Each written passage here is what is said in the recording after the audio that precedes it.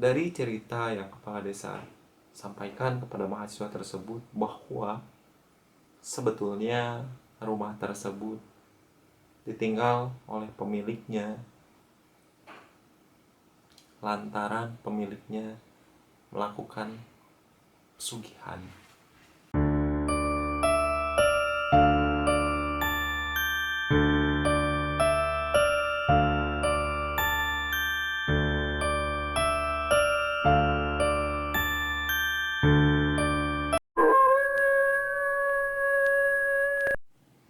Halo teman-teman, kembali lagi di channel Ngobrol Mistis bersama saya Taupan. Dan tentunya cerita yang saya ungkapkan berdasarkan pengalaman real adanya, tanpa ada rekayasa sedikit pun, dan dari sumber yang terpercaya.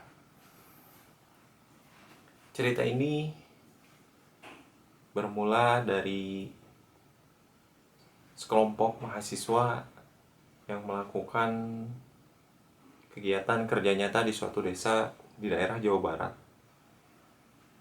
Awal mula mereka datang ke desa tersebut sama sekali tidak mengetahui bagaimana keadaan di sana, situasi keadaan desa di sana seperti apa, dan sejarah yang pernah terjadi di sana seperti apa.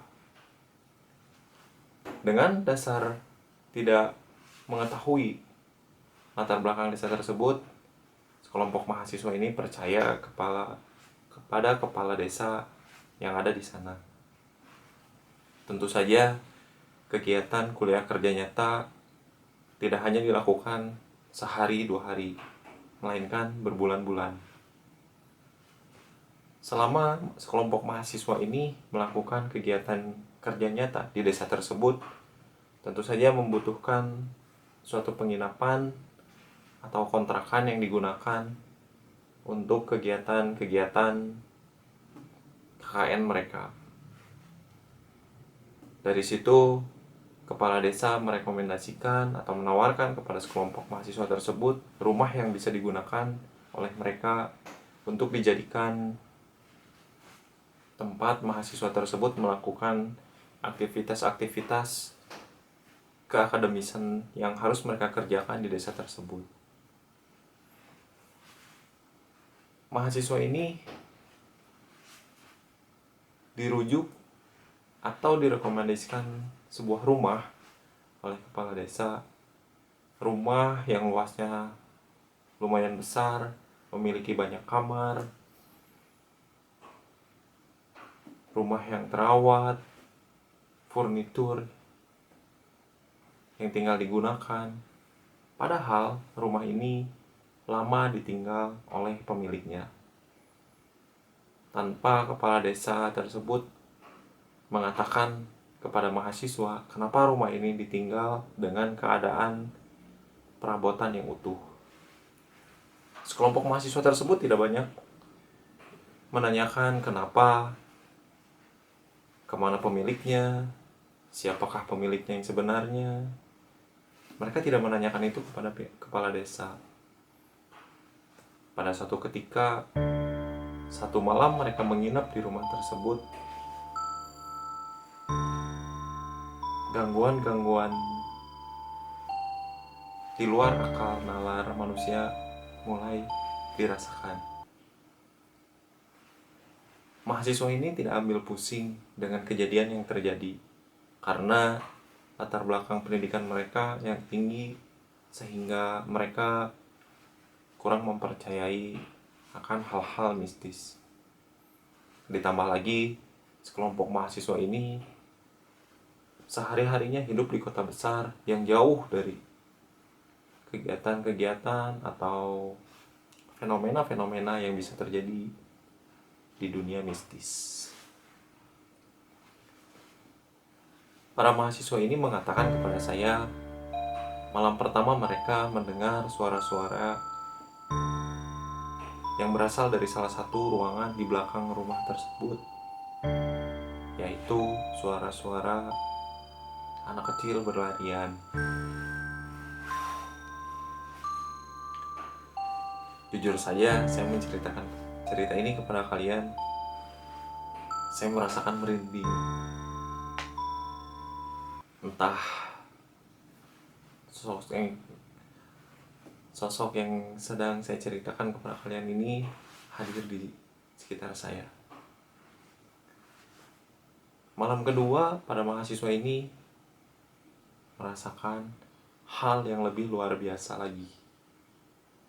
Mereka melihat sekelebatan bayangan dilanjutkan dengan penampakan yang pada awal mulanya hanya kepala. Lagi-lagi pada mahasiswa ini tidak ambil pusing. Mereka mulai melakukan kegiatan akademis mereka. Ada yang mulai menyusun program untuk desa tersebut apa. Ada yang berdiskusi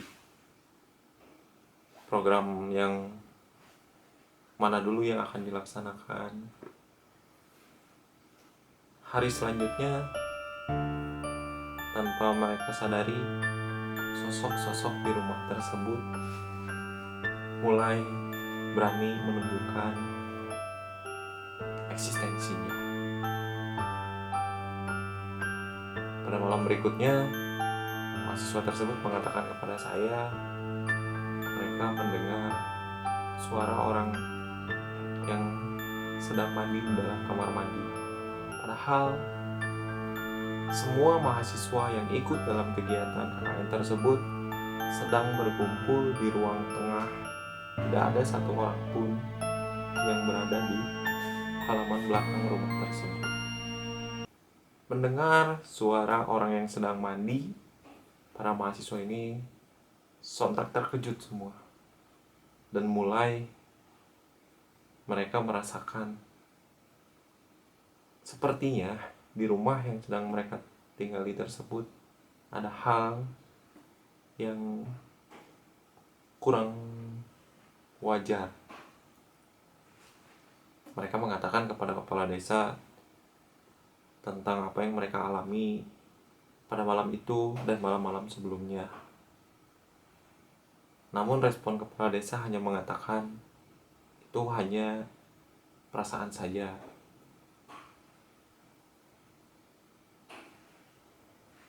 Kepala desa mungkin pada waktu itu hanya berusaha mencoba menenangkan. Padahal sesungguhnya dia tahu apa yang terjadi dengan rumah tersebut. Semakin malam, para mahasiswa ini merasakan hal yang lebih luar biasanya lagi.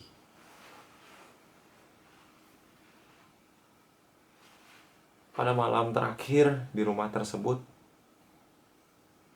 mahasiswa mengatakan kepada saya bahwa salah seorang dari teman-teman mereka ada yang mengalami kerasukan. Sontak saja para mahasiswa ini bingung. Mereka tidak mengerti apa yang harus dilakukan, bagaimana cara menanganinya, dan apa penyebabnya. Mereka tidak tahu sama sekali. Salah seorang dari mahasiswa tersebut mencoba menghubungi kepala desa dan menceritakan kejadian yang sedang terjadi pada malam itu kepada kepala desa. Para tokoh pun datang mencoba menenangkan kondisi agar semuanya kembali normal.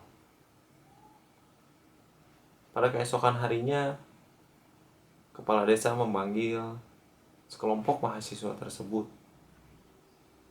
Dia berniat menceritakan yang sesungguhnya, apa yang terjadi dengan pemilik rumah tersebut. Sontak saja para mahasiswa ini merasa terkejut. Yang awalnya kepala desa tersebut mengatakan bahwa nggak apa-apa, itu hanya perasaan kalian saja mungkin. Tetapi sebetulnya kepala desa tersebut menyembunyikan sesuatu. Bisa dibayangkan oleh kalian semua, jikalau kalian berada di kondisi seperti itu, apa yang bakal kalian lakukan? Dari cerita yang kepala desa sampaikan kepada mahasiswa tersebut, bahwa sebetulnya rumah tersebut ditinggal oleh pemiliknya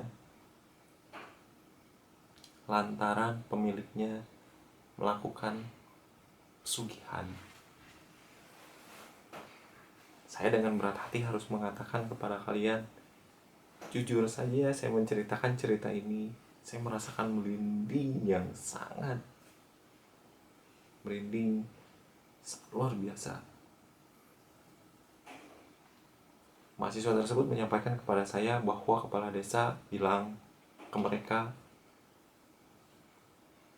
kepala keluarga atau dari pemilik rumah tersebut, kepala keluarganya melakukan pesugihan dengan tujuan mendapatkan dunia atau harta yang mereka inginkan, tapi dengan cara yang salah. Hal tersebut terjadi ketika salah seorang dari anggota keluarga mereka meninggal. Anaknya berjenis kelamin pria, usia 10 tahun meninggal. Tidak ada yang aneh, semuanya wajar seperti biasa. Tetapi kejadian aneh muncul ketika jasad dari korban tersebut dimasukkan ke liang lahat. Kepala desa tersebut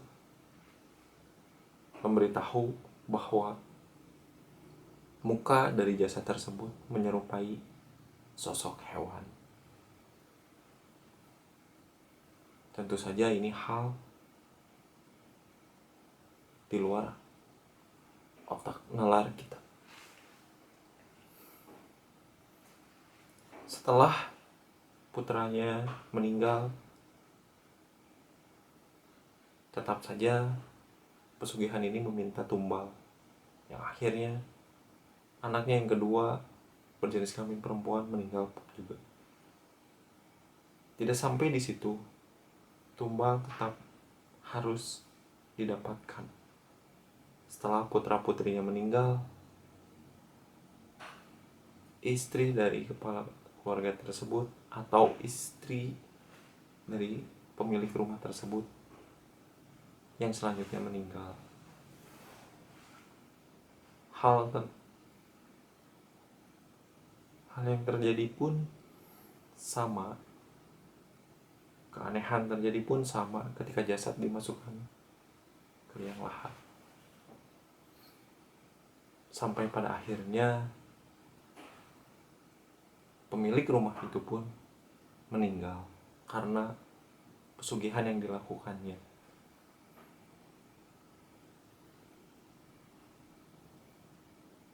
Dari kejadian sekelompok mahasiswa ini, ada yang mengalami kerasukan. Ternyata dia kerasukan oleh pemilik rumah sebelumnya yang merasa tidak ridho kalau rumahnya dipakai oleh sekelompok mahasiswa tersebut. Yang akhirnya mahasiswa tersebut memutuskan untuk pergi dari rumah itu dan mencari rumah yang lain yang bisa ditempati untuk melakukan kegiatan akademis mereka. Dari cerita ini, saya bisa sampaikan kepada kalian bahwa jangan pernah melakukan hal-hal yang instan didapat. Karena saya yakin dengan cara yang instan, cara pintas, semuanya tidak akan betul. Segala sesuatu yang didapatkan dengan instan, hilangnya pun bakal dengan cepat. Seperti yang di cerita tadi saya sampaikan, dengan tujuan mendapatkan harta yang berlimpah, tetapi ujungnya malah petaka yang didapat.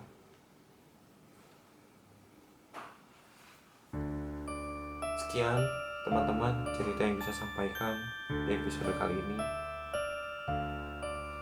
Saya tidak akan pernah lupa dan saya tidak akan pernah bosan untuk mengingatkan kalian bahwa jangan pernah tonton video ini sendirian, karena bisa jadi apa yang sedang saya ceritakan saat ini sosoknya hadir di sekitar kalian. Buat kalian yang senang dengan konten seperti ini, dukung terus konten ini dengan cara nyalakan lonceng notifikasinya agar kalian tidak tertinggal tentang cerita-cerita selanjutnya. Saksikan terus channel Ngobrol Mistis di episode selanjutnya.